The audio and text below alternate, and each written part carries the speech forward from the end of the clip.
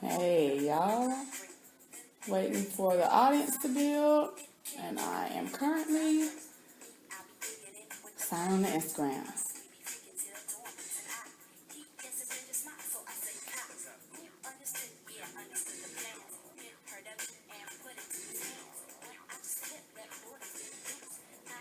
Waiting while they build the audience.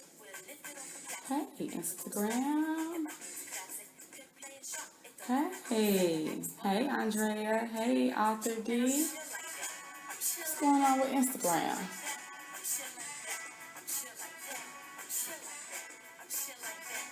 Hey, Tanisha? Hey. Waiting for my Instagram. Am I sideways or can you guys see me vertically? Thank you guys for tuning in, coming on tonight.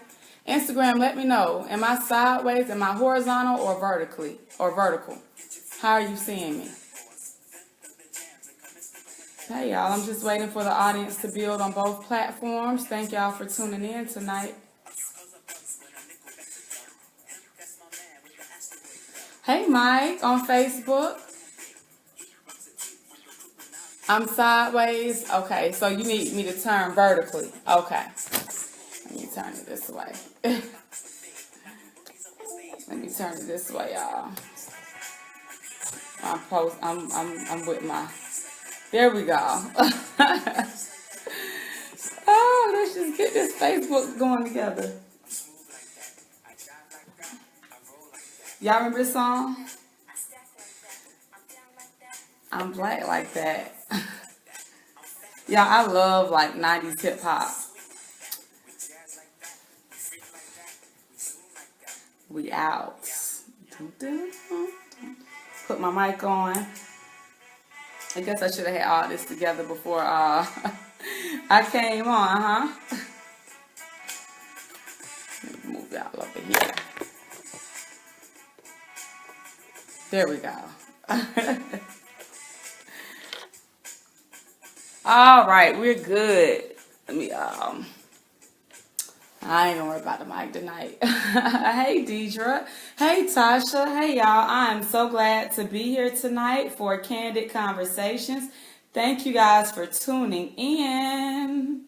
I'm so excited about our topic tonight. If you've been following me on social media today. All right, Rhonda, you said on Instagram, you said I'm good. All right, Facebook, we're going. Okay, I think that we are ready. All right, thank you guys for tuning in to Candid Conversations tonight. This is the broadcast where we get real, we get raw, and get honest with ourselves about ourselves so that we can do the inner and the outer work to propel our lives forward, transform our lives, fulfill our goals, and turn our dreams into reality. Hey, Kim on Facebook. I am your host, Jasmine Womack, also known as Author Jasmine Womack on social media, and I am the self-love empowerment specialist. I educate and empower single and divorced women how to identify self-sabotaging habits, gain unstoppable confidence, release emotional baggage, and fulfill your goals to turn dreams into reality. I broadcast every week on Thursday for Candid Conversations at 9 p.m. Eastern Standard Time. To all my people coming in on Instagram, hey y'all. Thank y'all for joining. And thank you guys for joining me on Facebook. So let's go ahead and get into it tonight. Hey Mark. Hey. Tonight I'm talking about how I ignored the red flags and how it almost destroyed my life. Now, if you have been following me on social media today, you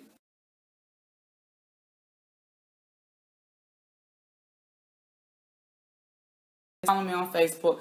Please go follow me on Facebook. My Facebook people, I don't know what's going on. The broadcast is going in and out. So if it breaks, jump on over to Instagram because I am broadcasting live on Instagram right now.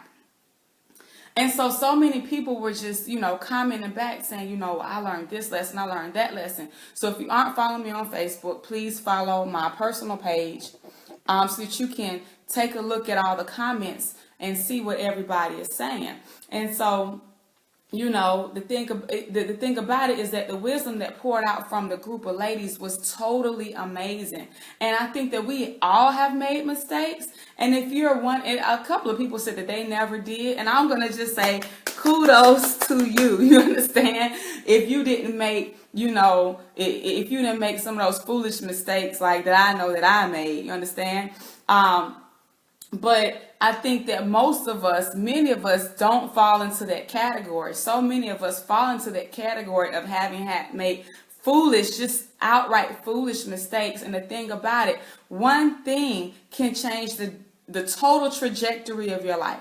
One thing that you do can change the total direction that your life goes in. And so that's why it's very important for us to be very selective in what we do. We have to be very strategic about everything that we do and how we do it. You understand? So earlier on my Facebook page, and on my Instagram, I mentioned about how 5 years ago I ignored all the warning signs that were totally in my face. I had the red lights, the stop signs. You understand? I ignored them all, and I kept getting back with this guy that I was dating, and I ended up marrying him. And the marriage lasted 10 months. Now, who ever gets married to get divorced, and nobody gets married to get, nobody ever gets married for their marriage to only last like 10 months. Like, that's embarrassing.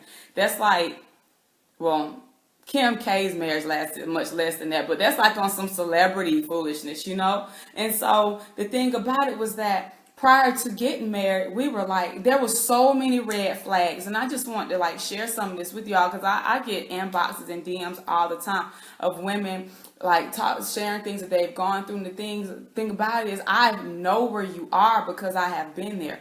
Like, prior to us getting married, we were on again, off again, on again, off again for months. And the thing about getting married is that you should have some stability. There should not be any on again, off again, double-mindedness, and there was always some sort of drama going on.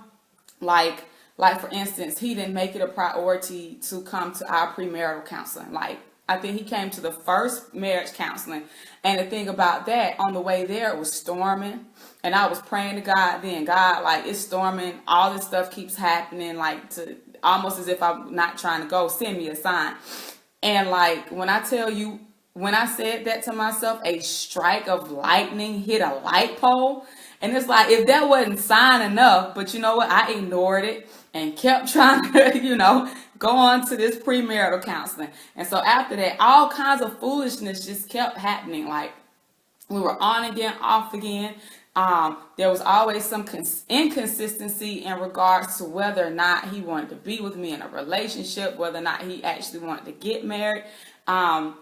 What else was there? There was the premarital counseling. He didn't come to any premarital counseling except for our very first one, and we got there late. All the other ones he would FaceTime in or just have me call him because he always had something else to do, And so these were red flags that I was just totally ignoring at the time, trying to justify. And the thing about it is, if you're going to marry somebody, you all should be putting each other first and making each other priority. And if somebody's constantly showing you that, I don't want to be with you, and not only showing you, but telling you, I don't want to be with you, I don't know how I feel, I don't know what I want to do with this relationship, and then showing you through their actions, you need to believe them. But 5 years ago, I was not where I am now. And I, just kept feeling like, I want to work for this. I think that we can make it work. So I felt like no matter how hard I worked, no matter how hard I loved, I felt like my love or my work or whatnot could change the situation. And I've talked to so many women that have felt the same way. You guys on Instagram, you're saying, yeah, I'm telling you, I have been there. I was that girl. I'm telling you, trying to be Captain Fix-A-Man. And you can't. And all kinds of stuff happened. We were supposed to get married in that March, and my parents were there. The people who had taken us through premarital counseling, the pastor was there, everything. And when I tell you, I was at the house dressed, and he's just like, we weren't having a wedding. We were just having like a marriage ceremony with our family there. And when I tell you, he just didn't show up. He called me and said he was on his way. On his way, in 15 minutes turned to 30 minutes, turned into an hour, turned into the time we were supposed to be at the church, and he just never showed up. And he walked in the house an hour after we were supposed to have been, exchanging vows. And when I tell you, embarrassed, all that, still wasn't enough. We ended up breaking up. He ended up finally telling me he didn't want to get married. So we went our separate ways, you understand? And then I was like, okay, let me try to rebuild. Let me try to get out this rut. Let me try to finally shake him. And it was like, no matter what I did, no matter how hard I tried, it was like I couldn't shake him. Have any of you ever been in a relationship before? It's like, no matter how hard you try to get away from a person, no matter how much you tried to cut whatever emotions you had, it just wouldn't go away. And the more you stayed away, the stronger they got. You understand? Like that's where I was. That's where I was in that moment. And I was like, God, I'm sitting up here trying to fill that void. I'm trying to become more active in church. I'm trying to take on extra stuff at work. I'm trying to work out 2 and 3 times a day to fill those voids. You understand what I'm saying? And it was just, I couldn't shake it. No matter what I was going through, no matter what I did, it was like I couldn't shake it. And so then when I finally started getting to the point, and it took about a good 2 months. And so when I finally started getting to the point where I was like, you know what? I'm moving on. I'm finally settled in my emotions. Guess what? That's when that joker started texting. That's when he started calling. And I'm like, oh gosh, I got to go through this mess all over again. He calling, texting, saying the right things, doing the right, saying the right things, doing things that's pinpointing my emotions, taking me back there. You understand?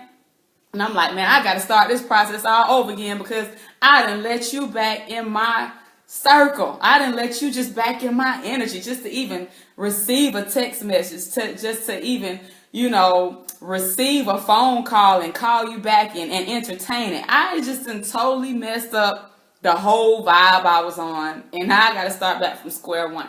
And so I kept falling for it. And, we ended up getting back together, and I prayed, and I was like, God, if there's anything that I need to know about him prior to me marrying him, please reveal it. Reveal it to me. And so that's when I found out that I was carrying my daughter, and he wanted me to have an abortion. So that was another flag. And then the day before we got married, that was when he had become, he lashed out violently towards me by choking me. When I confronted him about a letter that I had found that he had written to another woman. And I'm going to tell you, when you pray, you got to be ready for the answer. Because those were the answers that I had gotten. And God was showing me. God put it clear on the wall. And you know what I did the next day? Guess what I did? I married him anyway. And it's like, looking back on it, it's like, dang, how could I be so stupid? Like, how could I fall for that? Like, how didn't I just say, chuck the deuces and go on about my life? Like, how did I fall for that? And, but at the time when I was stuck in it, when I was stuck in the middle of it, I can think like that now. Like, my gosh, how come I didn't walk away? But at the time when I was stuck in the middle of it, I wasn't feeling like that. I was internally confused and had just so much going on the inside. Deanna on Facebook, you said, girl, we've all been there. That's where I was. And, and at the time, I felt like I was in love. I felt like my love could cure it all. I felt like no matter I could work, towards it. And no matter how hard I worked and no matter how hard I loved, I felt like I could fix it. And so in retrospect, when I think about it, I was desperate. And I can admit that. And the thing about it is, it's a lot of us feeling like that right now, in these situations right now where you're with somebody and you know good and well that you deserve better.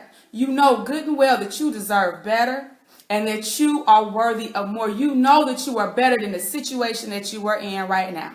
You understand? Jersey girl, you said you had to go through it. It was God's plan.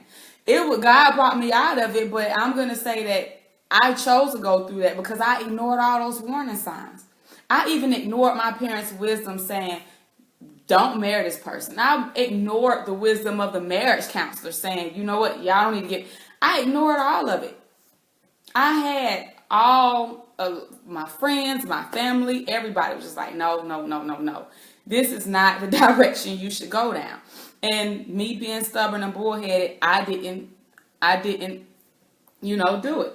But I do understand what you're saying because had I not gone down that, I wouldn't be here now talking about it. Lady, you watching from Paris? Oh, thank you. Deanna on Facebook said, when someone shows you who they are, believe them the first time. I'm telling you. And in my wisdom now, I can do that. But when I was back then, when you feel like you need something or you're going to miss out on something if you don't get it, in retrospect, I didn't believe in myself. Like, I wasn't confident. I didn't think I could do any better, and I believed what they said about the man to woman ratio in Atlanta. Like, you're not going to find a good guy. All this stuff that they say. I was taking into all of that. And so I was like, you know what? He's not all that bad. I was making my list of pros and cons and writing it all out, And you said, I'm Carrie. How did you deal with the heartbreak of divorce? I'm getting there. I'm headed there. But I felt like, he wasn't totally all bad. I'm sitting up here making my list of pros and cons, trying to outweigh it and saying, if I trust God enough, if I pray enough, he's going to change. And at the end of the day, you can't force anybody to change. You can't pray anybody to change it, especially if God shows you beforehand that you shouldn't be with that person. Jersey girl, you said that self-esteem is no joke. I'm telling you, it is. It would really do you in. And a lot of times that we're not, we're with ourselves about where we are and why we're doing the things that we're doing. Like, I was with him because I had low self-esteem and I didn't think I could do any better. And at the end of the day, I didn't love me enough and I didn't value myself. And I'm going to tell you, there are a couple things here. You teach people how to treat you, like when somebody's constantly disrespecting you and you're totally forgiving them and coming back, you're letting them know this is okay. This is acceptable behavior. And they're going to keep doing it because you keep coming back. You keep accepting it. You're not doing anything to show them otherwise, and I'm going to tell you, abuse is not always physical. I endured physical abuse, and it wasn't necessarily punching. It was choking. But abuse is not always physical. Abuse is verbal. When somebody's cussing you out, calling you all kinds of names, belittling you, talking down to you, telling you what you is, what you ain't. Abuse can be financial when somebody is trying to harm you, financially. Abuse is definitely emotional. There are all types of different abuses. It's not only physical. And so a lot of times people have their own stuff that they're dealing with from childhood, or whatever else has happened to them, whether it's insecurities, and they mask it as love and control. And it's important for us to be able to identify those things and point it out when we see it. Because love can be challenging, but love is never abusive. It's never going to put you in harm's way. And I'm telling you, regardless of your past, regardless of your history, regardless of people have said to you, you don't have to believe it. I thought that I couldn't have kids, okay? I thought that I could not have kids. And because of that, I felt like I had to accept whatever came to me. You understand? I felt like I had to accept whatever came my way because of a doctor's diagnosis. And I'm telling you, you don't. There are people, I don't care if you even have STDs. There are people out here. I have a friend, and she talks about, matter of fact, she live streamed about it earlier today. I have a friend who, she has HIV, and even in her HIV and her having children, she still met somebody, knew somebody, and got married and is happy. And her husband doesn't have it. Her children don't have it. And she had a newborn child. Me and her were pregnant at the same time. Her son's the same age as my son. Her son doesn't have it. I'm going to tell you right now, I don't care what it is. I don't care how many kids you have. I've had women that feel like, well, I have 5 kids. I'm not going to find anybody to love me.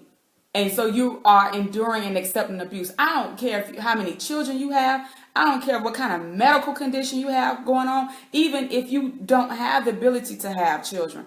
I don't care what's going on. You deserve the best. You never have to settle because of, your past or your present. I'm going to tell you that. And you have to know that. And you have to believe that with every fiber in you. God wants the best for you. And he will give you that. And he will send that to you. But you have to also know that you are worthy of deserving it and accepting it. So let me get back. So after 10 months of that marriage or whatnot, I left. And what happened was that I saw my daughter. She was like 2 or 3 weeks old. She was watching him as he had me. She was watching. I was watching her watching me as her dad had me in a chokehold in the kitchen. And when I looked at my daughter over there in that swing, that was what made me go. That was what made me. You know what? I'm not doing this because I'm not raising my child in this household. And I'm telling you, I know how it feels. And, I was still healing. I had just had a baby. I didn't have any money, and I was totally broken. And this happened when I was on home from maternity leave. I had just had my daughter like 2 weeks earlier. I was not only broken, but embarrassed. I had to move back in with my mom. I gathered me and my baby stuff, and I went and moved back in with my mom's house. Here I am. I'm like 28 years old, pushing 30. Not a dime to my name, even though I was working every day. And, had to move back in with my mom. Totally broken, emotionally broken, physically broken. I had just had a baby. If my body was out of whack, my hormones was out of whack. I was a first-time mom, and I became a single mom. And, in that, it was hard. We went through everything with the paperwork, with coming up with the visitation and all that kind of stuff. And it was hard trying to wrap my mind around, not only am I on my way to divorce, not only am I a new mother, but I'm a single mom. Like, I'm in a place I never saw myself. Like, before that, I was like, man, I'm a college graduate. I had a luxury car. I had a BMW drop top. I had purchased a house prior to that. I had it going on. I had good looks, all that kind of stuff. I had it going on, but I didn't have it going on. You understand what I'm saying? I had become totally broken. But with the grace of God, I was able to start over and rebuild and start a new foundation for my life, And so that's what I'm here to tell you about. I had to give you the backstory first before I could tell how I got to the glory. So, because a lot of people say, I don't know if you guys ever heard this quote, you see my glory, but you don't know my story. I had to give you the backstory. So now I can tell you how I came up out of it. And I'm going to tell you that it took time. The first thing you have to do is be willing to be patient. Tanisha, yes, I will definitely post this on Facebook. So if you're on Instagram and you want to come watch it from the beginning, I'll post it on my personal and my business account page. Tasha, you said you can relate. I'm going to tell you, you are not alone. Whatever you're going through, whatever any of y'all are going through, you're not alone. I've been there. Okay. So first thing I had to learn how to be patient, because stuff wasn't going to fix itself overnight. And I was in a place I didn't know. I was in an unknown place, a place I had thought that I would never, ever be. And I had to completely surrender myself to God, because, see, the thing about it is I had been doing things my way. And that was where my way ended me up. I had ignored all these signs, went and rushed and married this guy, despite seeing, the violence and the inconsistency and all of that. And I'm thinking that I can do it. I'm operating in my own wisdom and in my own knowledge and thinking that, I can fix this. I can make this work. I got tired of trying to do things my own way, and I totally surrendered to God. I had to learn how to be patient, and I submerged myself in my word. When I tell you, reading every night, a lot of people say, oh, don't read the Bible, da da da da da.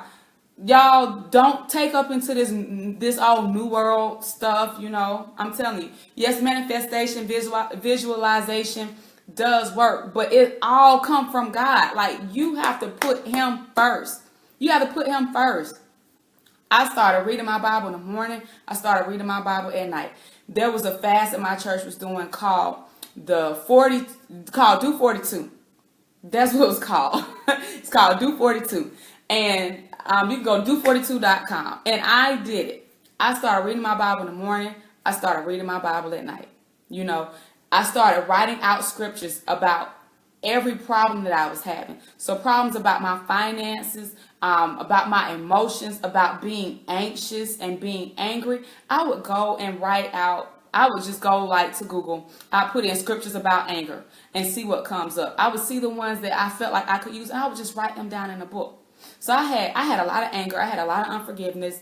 I had some self-esteem issues, patience, So I would put those topics in Google, and I would literally just go write down all the scriptures, and write them out. And that's what I would look at. I would have them on my desk on, on sticky notes on my desk, and I had to learn how to reprogram my thoughts. That was the first step in getting up out of that foolishness. It was totally surrendering myself to God and starting to reprogram my thoughts, because I knew that I was miserable, and I knew that I didn't want to stay there. I knew that I was angry, and I knew that I didn't want to stay there. I knew that I was broke, and I knew that I didn't want to stay there. So I had to start doing some things that was different from what I was used to, and start incorporating some daily actions and habits into my life that was going to propel me into where I wanted to be and into becoming the type of person I wanted to be. The second thing I started doing was start cleaning up my own character.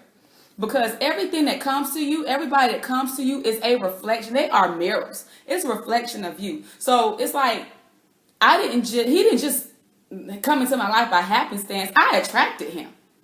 And I had to start looking at it. Like, what was it in me that would even allow a situation like this into my life? What is there in me that would even attract somebody like that into my life? Was it me being needy and chasing after somebody who made it clear that they wasn't even really clear that they wanted to be like? Was it me trying to hold on to something that kept showing me it wasn't going to work?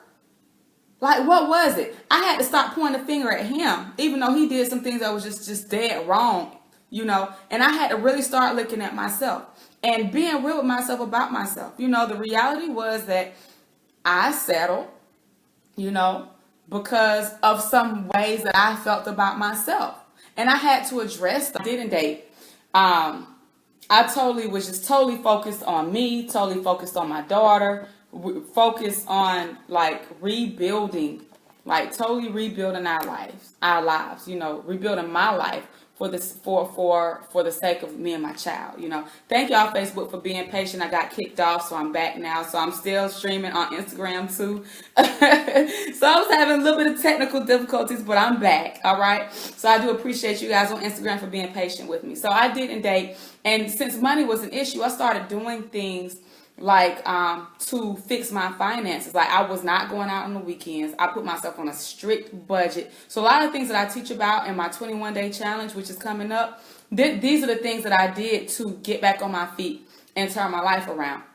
I put myself on a strict budget using Dave Ramsey's budgeting calculator, and doing the debt snowball, where I was able to pay off debt. And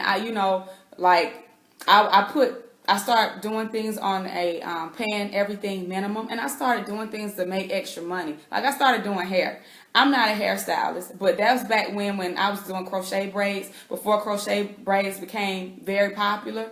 And so I was doing hair on the weekends. As soon as I got off on Thursdays, I would have clients come over to the house, and I would do their hair. And that little $40 that I made would go towards a credit card bill or something like that, or go to buy my daughter some diapers and to help offset that cost. And the thing about it is, a lot of us have talents. And a lot of us say, but I don't have the money to do this. I don't have the money to do that. You don't need money. Use your talents that you already have to help you make money and make them work for you. There are a lot of people on my live stream that are naturally creative. You are stylish. Some of y'all might be great cooks, great bakers. I'm telling you, make it work for you. If you bake some food, bake some cakes, and go to these kiosks in the mall and set up, some type of contract with them so for them to sell your goods. Of course, they'll take a percentage, but that's a way for you to make money. Do bake sales. If you are, one of these creatives out here, you know how many people they're looking for designs for things? You know how many entrepreneurs need backdrops and all kind of stuff designed just so they can do stuff like live stream, so they don't have to live stream to a blank wall. Make your money, make your talents work for you. If you're naturally stylish, start creating some, fashion guides for free. I'm telling you, using free tools like like Google Docs. Make you a free ebook and start marketing it on Instagram for free. Doing style consultations with people. Make your talents and gifts work for you. We go every day to these jobs and work 40 plus hours a week and make our talents work for somebody else to make them a billionaire while we coming home crying broke every single day or every week or every month. Make your talents work for you. There's no reason for anybody to say, I'm broke, I'm not this, I'm this, I'm that, I don't have the money. Yes, you do. And you have the skills too. And with social media and everything, you can do it. You just got to believe in yourself. Believing is half of the battle. I'm telling you. So I started doing hair, doing crochet braids. This is before everybody started doing it. I was charging $40. I would do a hair after work, and then I would do one on Saturday. I made $80 in a weekend, and I would put that towards debt. That's how I started getting out. When my tax return came, I didn't spend it. I took a portion out and created a savings account for my daughter, and I put the rest towards debt. Whatever was necessary. I wasn't going out on the weekends. I wasn't going out to eat with my friends.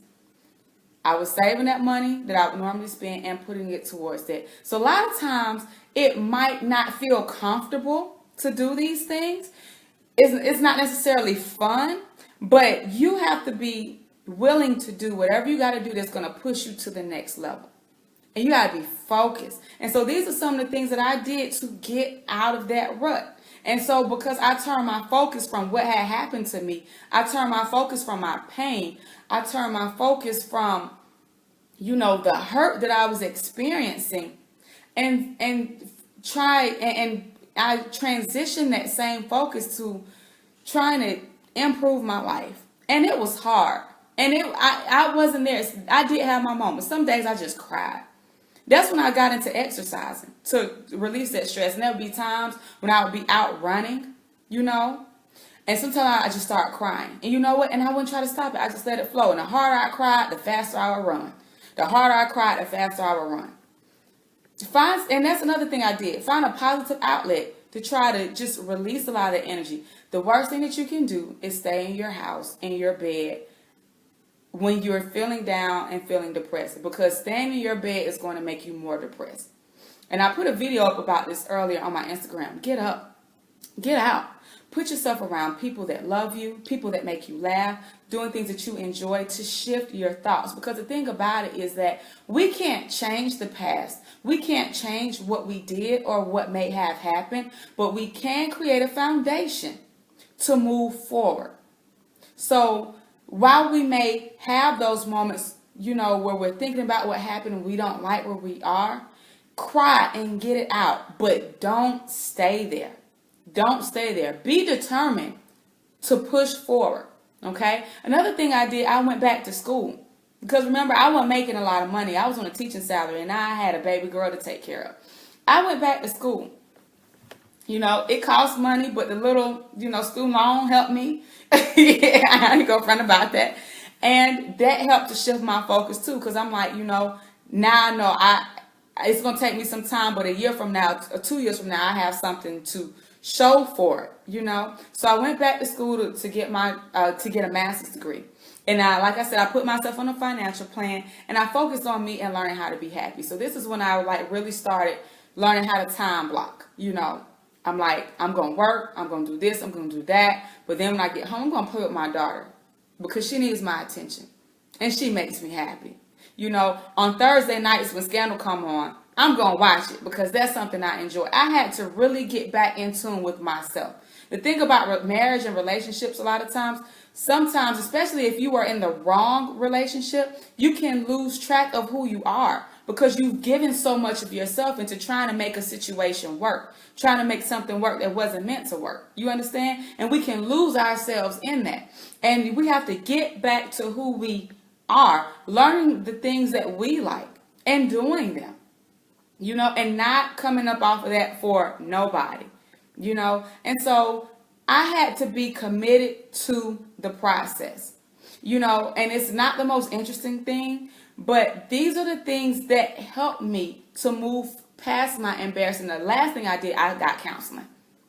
And this is when I became a supporter of counseling because so many of us shy away from it. I went to counseling at least once a month. And sometimes when I had to, it was twice a month to help me sort out those feelings, sort out what I was going through. Because yes, I had went through a divorce. We had finally had our divorce finalized, but now I had to deal with him in a different way. I had to deal with him as a co-parent, which was something that I didn't know anything about. And when you got somebody, you still got emotions there, you got anger there, and you still got somebody, they got anger, and y'all are going through yourself, and y'all have a newborn baby that can't talk, and you have to share your weekends. Y'all, I had to do a lot of work in me, I'm telling you, and a lot of prayer. A lot of prayer and a lot of work. You understand? So a lot of things that would happen, I couldn't control. I literally couldn't control. It was out of my hands. The court had made its decisions. I had to deal with it, and I had to work within the confines of that paperwork. And so my frustrations, I would talk about them in counseling, and I would journal them. So in addition to writing down my scriptures and meditating on those things, meditating on those positive things, I started also journaling, writing out my feelings, and then jotting things down and going to counseling to talk about those things. And so those were the things that helped me. So I'm telling you, and it took me about a good year or two to finally clear all of that. But I'm going to tell you, when I finally got back to me and got back to who I was and loving life again, I ended up meeting somebody that I actually did marry that brought a ton of happiness into my world, but I had to be happy with me first. And the thing about it is, if you're already angry and if you're already having these emotions of anxiety and all this stuff, then that's what you're going to attract. And a lot of us, we always wonder, why am I meeting only married men? Why am I meeting ex-cons? Why am I meeting these guys that got all these issues? At this point, you have to look in yourself, like, what about you is attracting these people to you? And when you start to change, those situations will start to change. But I'm telling you, if you are caught in that situation where you are stuck and you are just going through your go-through right now, I'm telling you, do not give up. Don't give up. Stay diligent. Stay the course. Write out your goals and dedicate them to God and work every day towards achieving them, and be patient with the process. It's going to take time. It's going to take time for your emotions to heal. It's going to take time, it's going to take time for your emotions to heal. It's going to, I had to block him. It's going to take time for your emotions to heal. It's going to take time for you to process all this. It's going to take some time for you to get back on your feet and get to where you want to be. It's going to take time. And you have to be committed and stay committed to seeing that process through. And when you are caught in your emotions, let it out. Journal about it. Cry about it. But don't stay in that place. Don't hold on so tight to what you're going through and to what somebody did to you that you fail to move forward. Especially if you have kids. Because it's not just you. You got people, young people, little people depending on you. You got to, and that's when I had to learn self-love. When I got totally broken. Jersey Girl on Instagram said, "Where did you get your budget?" It was on Dave Ramsey's website. So if you go to DaveRamsey.com, and actually he has an app now. Back then, I don't think he had the app back then, but he has an app now. It's in my ebook, if I'm not mistaken. It's in my ebook. If you go to my website and get my free ebook that's on there, it's on there. But you can go to Dave Ramsey's website, daveramsey.com, and it's called the Zero-Based Budget. All right, it's called the Zero-Based Budget Calculator, and what it does, you can put all your bills in. You can even put in how much you want to save, how much you want to spend for extracurricular activities, how much you want to spend for shopping. Excuse me. Even if you have things like parties and stuff, you can allot all of that. But it takes your check. It will help you to budget every penny of your money, so that you can see where it all goes, what category it goes to, and it's going to help you to start paying off debt. Doing that and the debt snowball like really helped me. Okay, so guys, Chrissy, oh, thank you.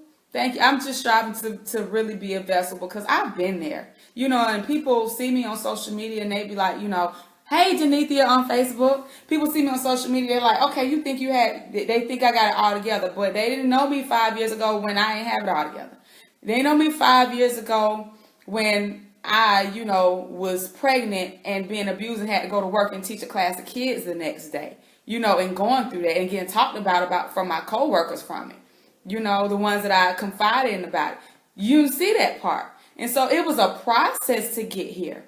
And nothing is the way it seems. Nothing is ever the way that it seems, And I'm blessed now, and I thank God every day for it. But it was a process, and it was a lot of work. It took the grace of God, a lot of work, and thankfully I had the support of my family during that time. I'm telling you. Hey, Anika. So I'm just letting you guys know that, guys, don't get stuck in your go through. It's your go through. You will get through it. You can, and you will. And life will be better than ever. But your movements have to be strategic. You have to go through the grief process and be willing to go through that grief process. Deal with your anger.